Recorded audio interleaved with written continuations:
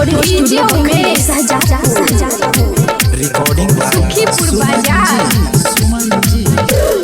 घरे घरे सबे लोग कल को लागे, घरे घरे सबे लोग कल को लागे। छोरा संग कैला छोरी मुँह का लागे, छोरा संग कैली छोरी मुँह का लागे। जिला मधेपुरा में ढलो लागे, जिला मधेपुरा में ढलो लागे। छोरा संग कैला छोरी मुँह का लागे, छोरा संग कैली छोरी मुँह का लागे।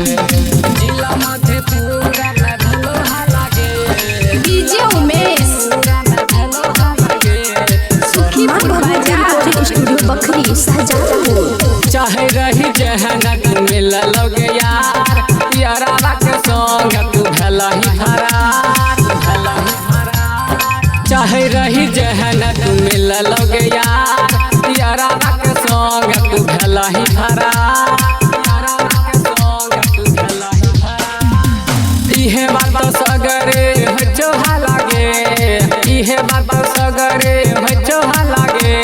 छोरा संग कैली छोरी मुँह का लागे, छोरा संग कैली छोरी मुँह का लागे। डीजे उमेश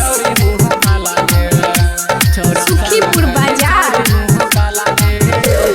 कैलही के छोरी तो एहन कहाम, तू सच तोरा के टोला सनहाज, तू सच तोरा के टोला सनहाज। कैलही के छोरी तो एहन कहाम, तू सच तोरा के टोला सनहाज, टोला सनहाज। राही तोर मन खुश कल को लागे, रीत सराज जकल को लागे।